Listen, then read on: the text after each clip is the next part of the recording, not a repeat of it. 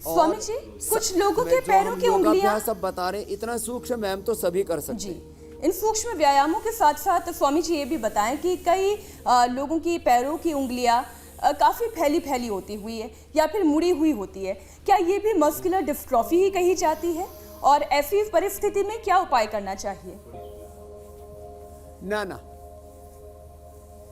वो muscular dystrophy नहीं होती मीनाक्षी जी, उसमें ये वात के कारण से, जिसको हमारे यहाँ पर आम वात बोलते हैं, तो आम वात के कारण से ये वायु का ही असर है। और ये मस्कुलर डिस्ट्रोफी भी वात रोगों में ही, आयुर्वेद में जैसे आप बता रहे थे कि मस्कुलर डिस्ट्रोफी भी 80 तरह की मानते हैं, तो 80 प्रकार के वात रोगों में से एक रोग ये मस्कुलर डिस्ट्रोफी है। जब ये ऐसे दाई बाई और अंगुलियां जाने लगे तो ये जो 5 चैनल है, इधर आओ अनीशा, थोड़ा खिसक करके, आराम से कोई नहीं, आएगी चल के आ जाएगी बच्चे की तरह।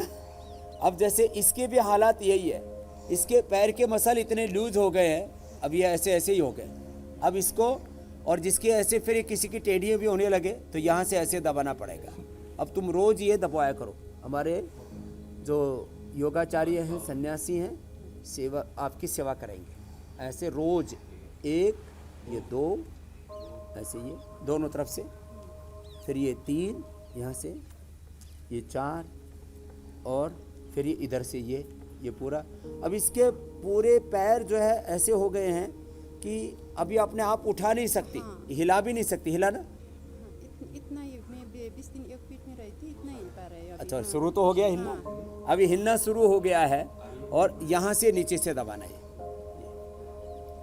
और जब इसको दबाएंगे ना ये सब, और इसके ऊपर फिर ये लेप भी लगाएंगे, इम्यूनोग्रेड पाउडर का, एलोवेरा का, हल्दी का, ये लेप भी लगाएंगे। एलोवेरा, हल्दी, ये इम्यूनोग्रेड पाउडर, और इसके अंदर मिट्टी के मिला करके, और इसको धूप में बैठना।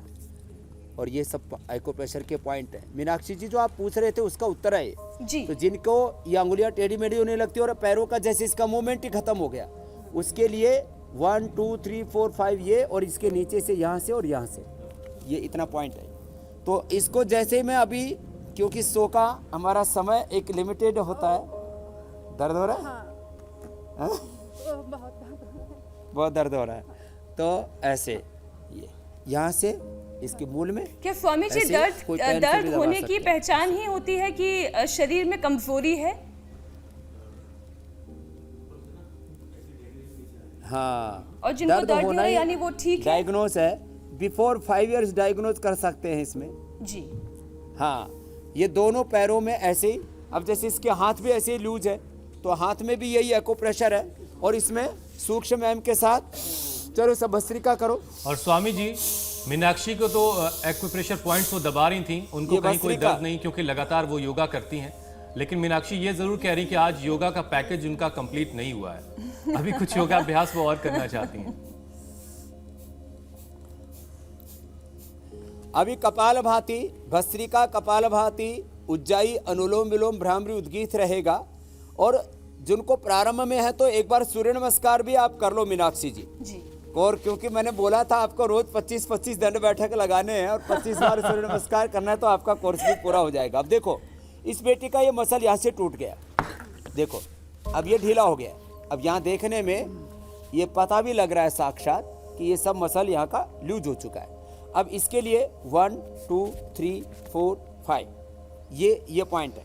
इधर से ऐसे दबाना, और आपको दबाएंगे, हाँ, और लेप भी लगाएंगे, और स्नेहन स्वेदन भी देंगे, जो आज मैं बता अच्छा स्वामी जी, सारे उपचार होंगे। और इस अनीशा को, अभी कितनी साल की बेटी है आपको? मेरी 6 साल की बेटी, 6 साल की बेटी है इसको। अब इसको ये प्रॉब्लम हो गया, अभी अपने आप ही कोई नहीं संभाल पा रही, तो बेटी को कैसे संभालेगी?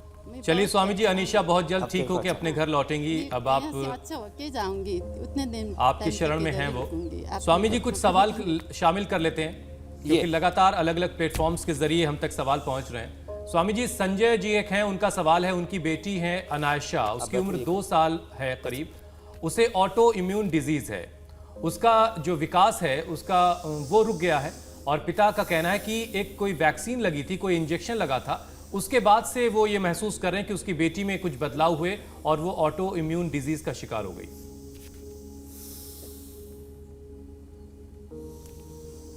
तो तो इसको इम्यूनोग्रिट चूर्ण और इम्यूनोग्रिट वटी ये हमने अभी पूरे देश में उपलब्ध करवा दी है। अभी पतंजलि चिकित्सालयों में मिल रही है, धीरे धीरे सभी मेडिकल स्टोर्स पर भी लेके जाएंगे। तो इम्यूनोग्रिट वटी और इम्यूनोग्रिट चूर्ण ये सबको उपलब्ध होना बड़े मुश्किल होते हैं, सारे द्रव्य जो अभी मैं बता रहा था। तो लेकिन वो ये दोनों देना शुरू कर दें। एक एक मेधावटी दे दें उसको, एक एक मेधावटी और एक एक सीबकथॉन। तो ये इम्यूनोग्रिट चूर्ण वटी है तो खाली पेट दे दें। ये वटी मेधावटी और सीबकथॉन खाने के बाद दे दें। उसको सारस्वत अरिष्ट और अश्वगंधा अरिष्ट और साथ में पिला दें। बादाम रोग नाक में डालें और बादाम और अखरोट रात को भिगो करके सुबह पीस करके दूध में थोड़ा पिला दें। और सप्ताह में एक बार कम से कम ओट्स का भी दलिया खिला दें उसको।